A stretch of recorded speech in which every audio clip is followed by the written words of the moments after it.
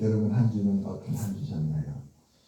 저는 이번 한 주간이 겸손하게도 배우는 한 주간이었습니다.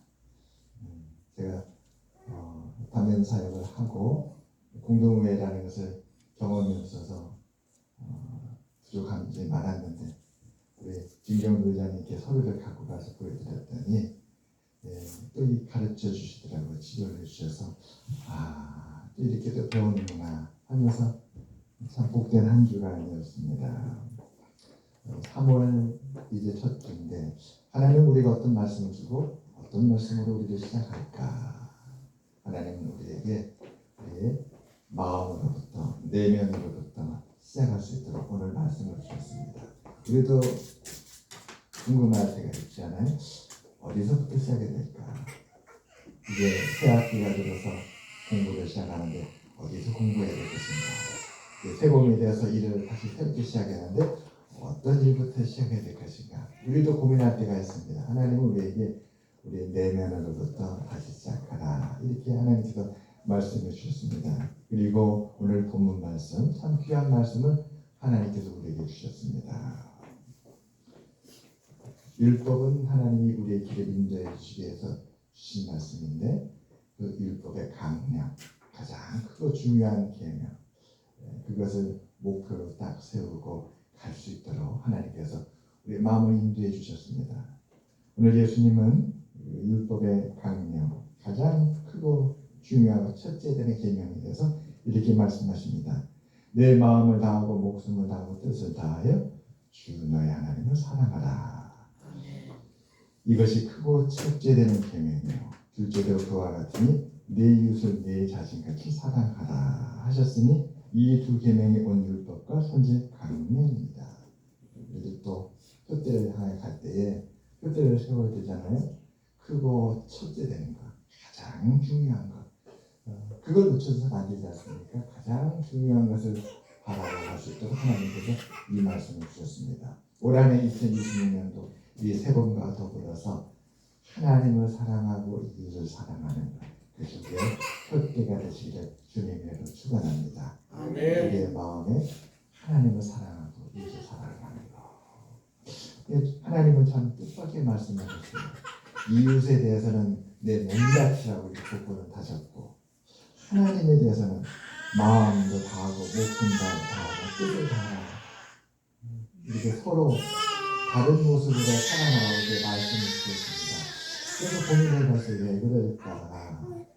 왜 하나님을 사랑하는데 우리 자신과 하나님을 사랑하라고 하지 않냐고 이웃을 향하여 우리 자신같이 사랑하라고 반대로 이웃을 향해서는 마음을 다하고 뜻을 다하고 힘을 내서 이웃을 사랑하는 것이 아니라 내 자신같이 사랑하라고 하셨을까? 얼마 전에도 제가 들은 얘기예요. 목사님 배려를 하고 신경을 쓰고 도와줄 때는 꼭 그 사람이 원하는 대로 그 사람에 맞게끔 해주셔야 지혜입니다. 그 말씀이 생각이 나서 가까이 있는 분을 도우려고 마음을 쓰는데 너무 과해도 안 되고 너무 적어도 안 되고 꼭 그 사람이 원하는 대로 원하는 것을 원하는 방식으로 이게 가장 지혜롭다는 거예요. 하나님께서 율법의 강령을 세우시는데 그런 뜻이 아니었나 돌아보면서 말씀을 함께 나누고자 합니다. 오늘 말씀에 보면 예수께서 사두개인들로 대답할 수 없게 하셨다 함을 듣고 바리새인들이 모였다 그렇게 기록되어 있어요. 이것이 바로 오늘 말씀의 배경이죠. 우리가 어떤 말씀으로 들어가기 위해서는 그 배경이 중요합니다. 왜 이 말씀이 시작되었을까? 사두개인들과 예수님 사이에 도대체 무슨 일이 있었길래 바리새인들이 그것을 듣고 모였단 말인가? 그리고 그 바리새인들이 예수님께 모여서 그 중에 한 율법사가 예수님께 왜 이 특별한 질문을 던졌을까? 그렇다면 사두개인과 예수님과 있었던 일이 먼저 살펴봐야겠구나. 그래서 바로 말씀 앞에 전개되어 나오는 말씀을 살펴봤습니다.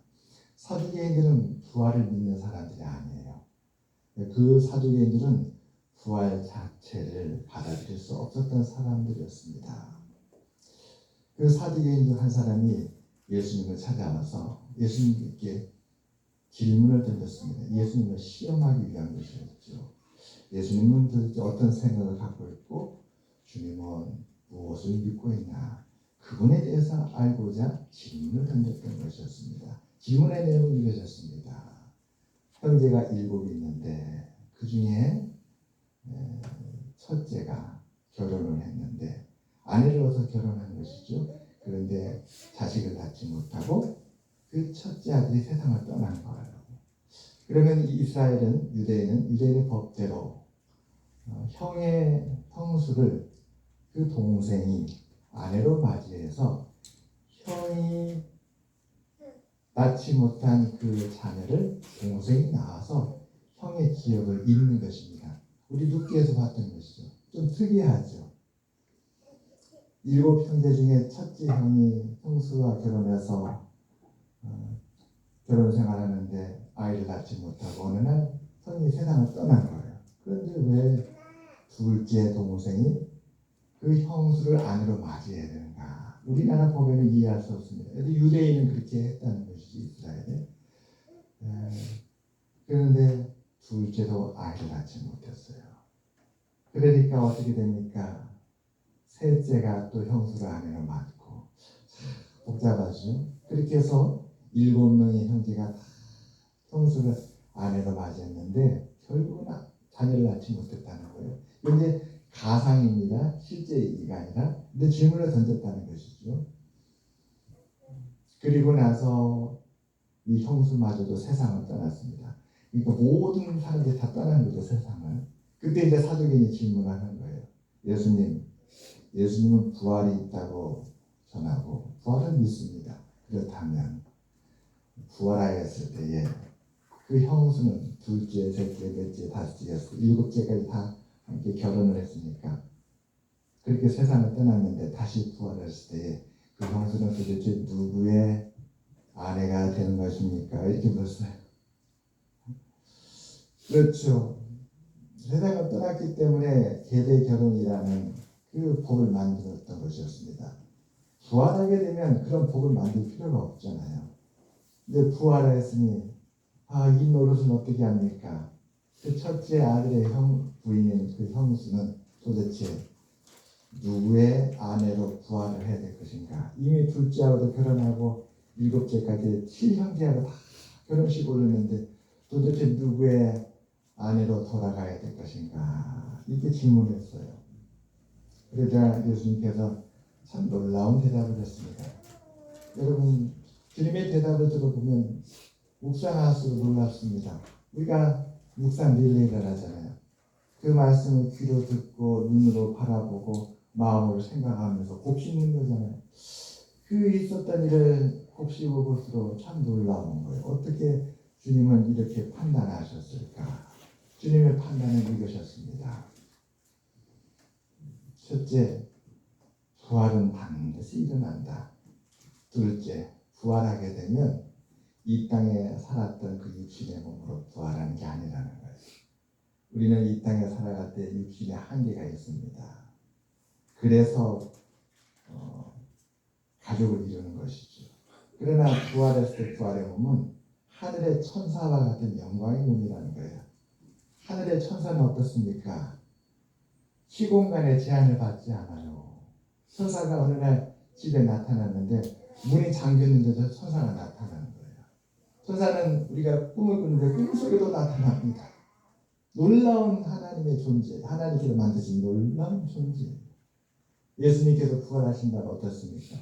제자들이 두려워서 문을 꼭꼭 잠그고 있는데 주님께서 그 문을 열고 들어오신 것이 아니라 문은 여전히 잠겨 있는데 주님께서 그 방 안에 나타나신 거예요. 그게 바로 부활이라는 거예요. 부활에 대한 개념부터 주님께서 바꿔주셨습니다.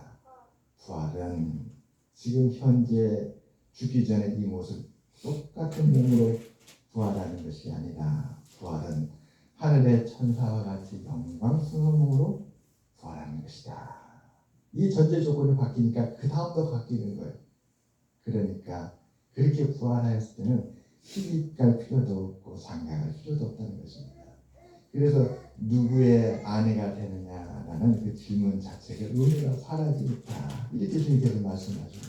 그러니까 그 모습, 그 주님의 대답을 들었던 주변의 사람들이 놀란 것입니다. 주님께서 저렇게 말씀하시구나. 그 소문이 바리새인의 귀에 들어갔습니다. 여보게 예수님이 사두개인들한테 대답을 하는데 그 열성적이고 자기 주장이 강하고 아무도 싸움에서 이길 수 없는 그 바리새인들이 꼼짝 못하고 한마디 대답도 못하였다네. 이 소문이 바리새인의 귀에 들어온 거예요. 그 바리새인 마음속에 예수님에 대한 호기심, 궁금증이 생겼습니다. 도대체 그분의 실력이 얼마나 대단하길래 그럴까? 한번 직접 그 예수님과 한번 대화를 해봐야 되겠다. 내가 직접 나서서 주님께 질문을 던져봐야 되겠다. 그리고 그 주님에 대해서 궁금했습니다. 내 마음속에 갖고 있는 이 질문, 나의 이 고민에 대해서 예수님은 어떤 대답을 해주실까? 그래서 바리새인들은 모이고 그 중에 한 율법사가 자신이 정말 고민하는 그 질문을 예수님께 던졌습니다. 여러분들도 마음에 깊은 고민이 있다면 예수님께 던지시기 바랍니다. 저도 깊은 고민이 있을 때 주님께 그 고민을 던집니다. 그러면 주님은 그 고민을 들으시고 반드시 대답해 주십니다. 아무것도 염려하지 말고 모든 일에 기도와 간구로 너희 구할 것을 다만 감사함으로 하나님께 아뢰라. 그리하면 모든 지각에 뛰어나신 하나님의 평강이 그리스도 예수 안에서 너희 마음과 생각을 지키시리라. 아멘. 이 율법사의 마음에는 가장 큰 고민은 무엇이었냐면 유대인들이 600개가 넘는 율법을 지키는데 그 600개에 대한 율법 가운데 어느 하나 중요하지 않은 것이 없는데 때로는 혼란한 거예요. 무엇이 가장 크고 중요할까? 우리도 또 두 사람이 만나서 서로 언쟁을 하다 보면 서로 생각이 다르니까 이 사람은 이것이 가장 중요하다고 말하고 저 사람은 저게 가장 중요하다고 말하고 서로 마음에 생각하고 마음에 판단하는 것이 다르니까 이게 해결이 안 되는 거예요. 그런 것이 6개까지가 넘으니까 얼마나 복잡하겠습니까? 그래서 예수님께 던졌던 거예요. 예수님, 가장 크고 가장 중요한 게 무엇입니까? 율법 가운데 우리가 율법을 지키다 보면 두 가지 율법이 서로 부딪힐 때가 있는데 그럴 때에 해결하기 위해서 가장 크고 가장 중요한 거 때로 우리가 가장 중요한 것을 눈앞에 두고 그것을 기준으로 그것을 향해서 가야 될 텐데 그것이 무엇입니까? 물었던 거예요. 유대인들은 그런 고민을 하잖아요. 안식일 날 구덩이에 양이 빠졌는데 안식일이 기준이 돼야 될까? 저 양의 생명이 기준이 돼야 될까? 이런 고민을 하잖아요. 오늘 우리는 어떻습니까? 우리도 주일에 공무원 시험이 있는데 가서 저 초등학교를 가서 시험을 봐야 될까 말아야 될까? 무엇이 가장 크고 무엇이 가장 중요한지 이런 고민을 합니다. 그때 예수님은 그 고민을 들으시고 대답해 주셨습니다. 주님의 이 대답이 우리의 마음속에도 큰 평안이 되시기를 주님의 이름으로 축원합니다. 아멘.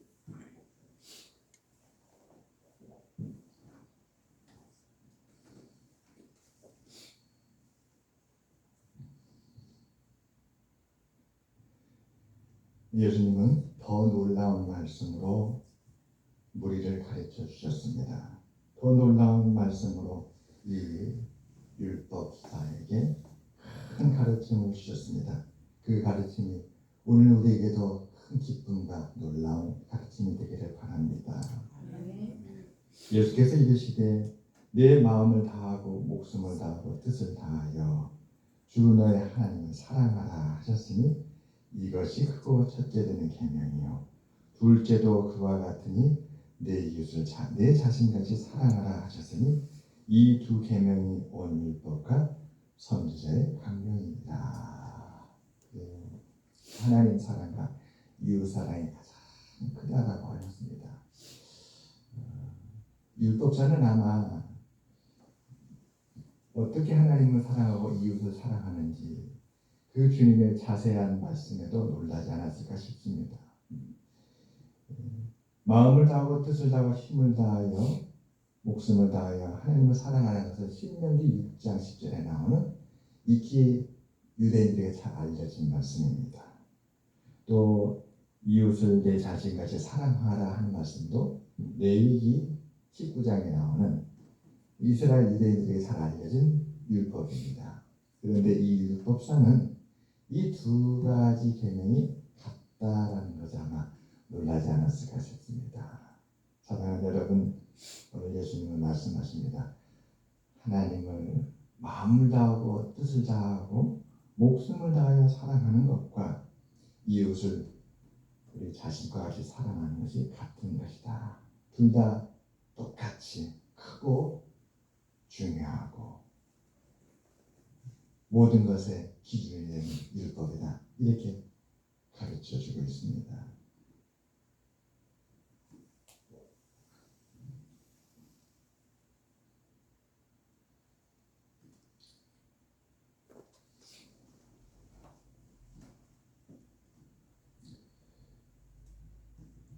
마가복음 10장 36절과 37절에 보면 예수님께서 이웃에 대해 가르쳐주는 말씀이 나옵니다. 도대체 이웃은 누구인가?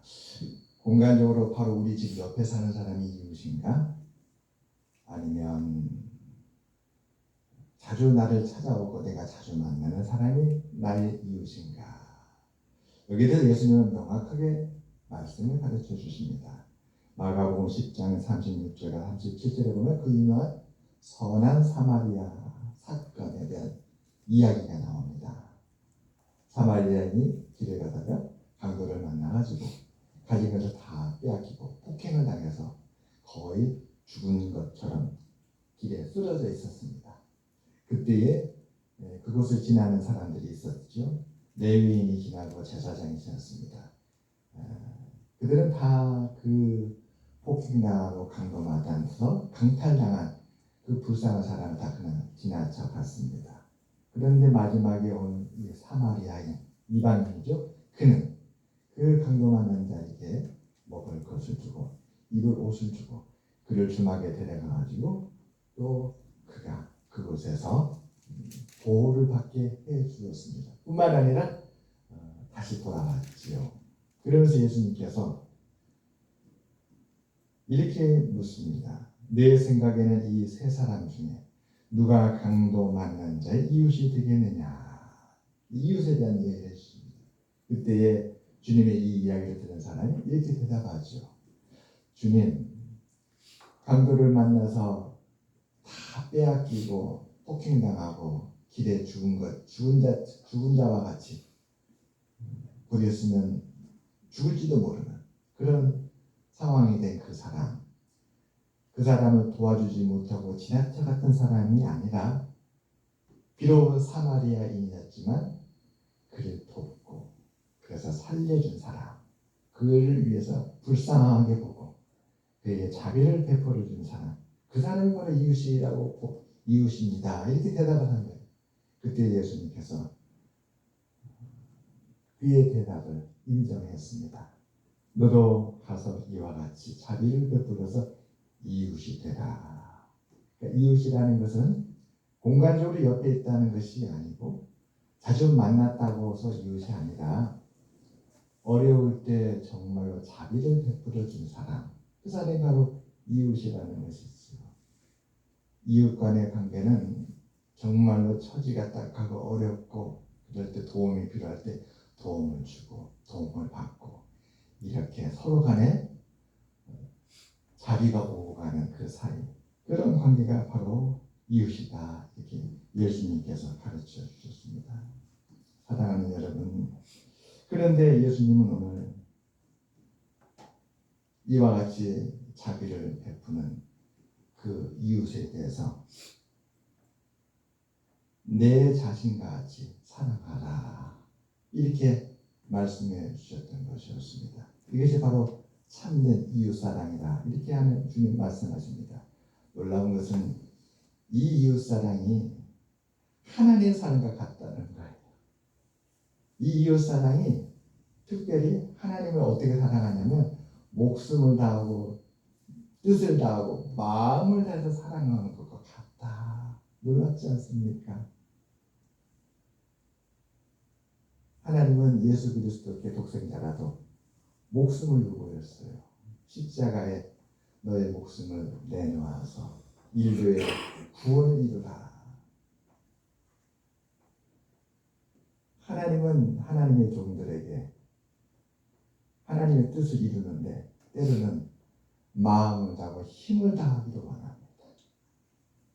하나님께서 큰 뜻을 이루시고 그 이루기 위해서 그 하나님의 세워지신 종들은 목숨이 위태로운 원수들 앞에 나가서 주님의 뜻을 따라가야 되었고, 또 사람의 생각으로 도대체 이해가 안 되는 일이지만 그럼에도 불구하고 마음을 다해서 하나님의 뜻에 헌신해야 됐습니다. 그런데 그 위대하고 원대하고 온 세상이 흠모하는, 존경하는 그 큰 일에 헌신했던 그 사랑이 하찮은 강도 만남, 약하고 보잘것없고 얼마나 비천하면 강도들을 만나서 매를 맞고 가진 걸 다 강탈당하고 법안 죽은 것처럼 길에 버려졌겠습니까? 그런데 그런 사람에게 자비를 베푼 것과 같다는 거예요. 그 사랑이 동일하다. 예수님께 이렇게 가르쳐 주고 있습니다.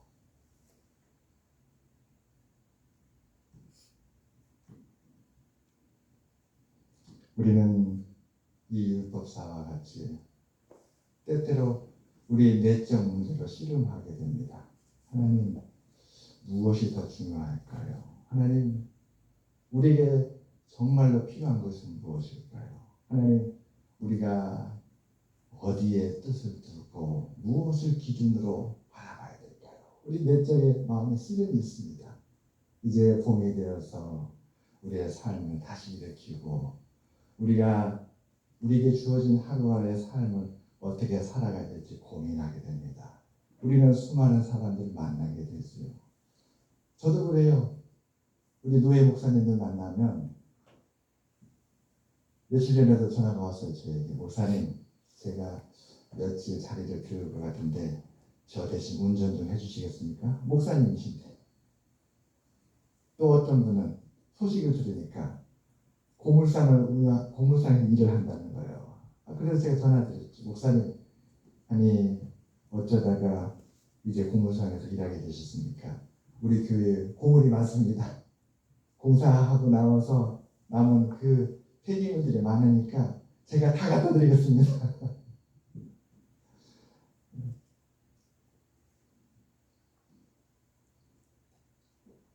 그런가 하면에 제가 만나는 저희 기를 죽이는 목사님도 있어요.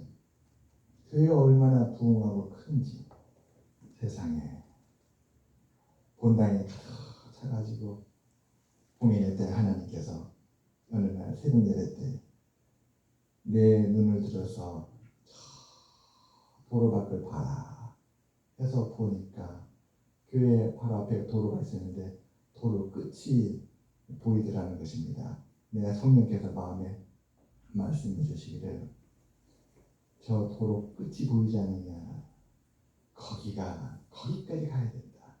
교회가 거기까지 가야 된다. 지금 90명에서 더 성장하지 못하고 부흥하지 못하는 것은 이 공간이 좁기 때문에 성장이 못한다. 지경을 더 넓혀서 저 도로 끝까지 지경을 넓혀라. 그래가지고 그분이 180평 땅을 샀다는 거예요.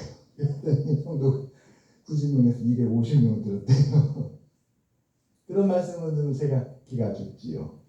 그때 마음에 저도 내적 실험을 합니다. 하나님, 무엇이 판단 기준이고 무엇이 우리에게 중요한 것인지 가르쳐 주시옵소서. 오늘 주님은 우리에게 하나님과 사람을 같은 크기로 사랑하는 것, 하나님을 온 마음과 뜻을 다해 사랑하는 것이 이웃을 자기 자신같이 사랑하는 것과 그 크기에 있어서 같다, 이렇게 우리에게 가르쳐주고 있습니다. 사랑하는 여러분, 어쩌면 우리가 매일매일 나의 일터에서 만나는 그 사람들, 함께 일하는 사람들, 그 가운데 지극히 작은 사람도 있고 큰 사람도 있을 것입니다. 아이들을 보육하는데 어떤 아이는 집이 가난한 아이가 있고, 어떤 아이는 큰 기업의 대표로 있는 그 부모가 있을 것입니다. 아이를 데려오는데 어떤 분은 자전거를 타고 가고, 어떤 분은 벤츠를 타고 올 수도 있습니다. 그러나 오늘 주님은 말씀하십니다. 지극히 작은 사람을 사랑하는 거나 큰 사람을 사랑하는 거나 하나님 앞에는 둘 다 크고 중요하다. 둘 다 소중하다. 이 새로운 봄 3월달에 이 말씀이 우리 심령의 은혜가 되고 우리를 다시 일으켜주기를 주님의 이름으로 축원합니다. 우리의 마음은 때로는 크고 작은 것에 경중을 둡니다. 차별을 둡니다. 근데 그 경중과 차별이 우리로 하여금 고민하게 만들지요. 주님은 오늘 우리에게 그 고민을 다 풀어주십니다. 다르지 않다, 같다. 작은 것도 소중하고 큰 것도 소중하고, 아파하고 고통하는 이웃을 사랑하는 것도 크고 첫 번째고, 하나님을 향해서 마음과 뜻을 다하는 것도 크고 첫 번째고, 이 두 가지가 다 우리에게 소중한 것을 하나님께서 우리에게 뜻을 가르쳐 주시는 것입니다. 이제 이 말씀으로 믿음을 가지고 더 열심히 힘을 다하여 앞을 향해 나아가는 우리 모두가 되시기를 주님으로 축원합니다. 이 말씀이 우리 마음속에 찾아오는 그 모든 고민과 갈등에 평안이 되기를 바랍니다. 무엇이 먼저 올지는 몰라요.